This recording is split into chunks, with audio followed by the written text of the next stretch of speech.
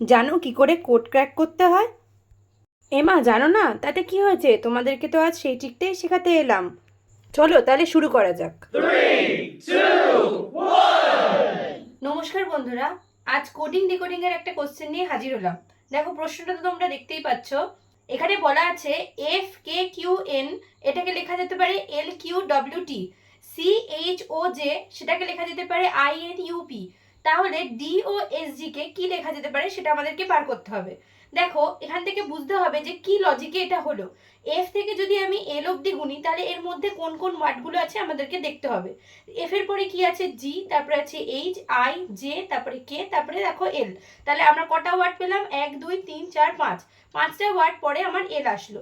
ঠিক একই রকম ভাবে দেখতে হবে কে থেকে কিউ অবধি কটা ওয়ার্ড আছে। কে থেকে কিউ অবধি আমরা দেখি কটা ওয়ার্ড আছে। কে এর পরে আছে হচ্ছে এল, তারপরে আছে এম, তারপরে আছে এন, তারপরে আছে ও, তারপরে পি, তারপরে কিউ। তাহলে এখানেও দেখছি 1 2 3 4 5, পাঁচটা ওয়ার্ড। ঠিক একই রকম ভাবে কিউ থেকে ডব্লিউ যদি দেখি তাহলে তার মধ্যে কটা ওয়ার্ড আছে? কিউর পরে আছে আর, তারপরে আছে এস টি ইউ ভি, এখানেও দেখো পাঁচটা, তারপরেই ডব্লিউ। এন এর থেকে টি যদি গুনি তাহলে কটা হবে?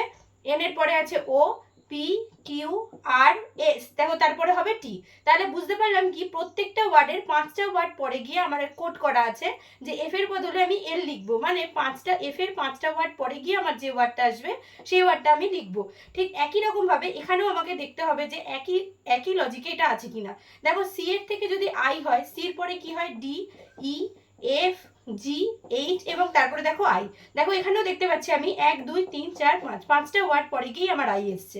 এইচ এর পরেও ঠিক পাঁচটা ওয়ার্ড পরে এন হবে, ও এরও ঠিক পাঁচটা ওয়ার্ড পরে ইউ হবে এবং জে এরও ঠিক পাঁচটা ওয়ার্ড পরে পি হবে। তাহলে আমাকেও এইখানে যখন কোড করব তখন সেম একই রকম ভাবে পাঁচটা ওয়ার্ড পরে পরে লিখবো।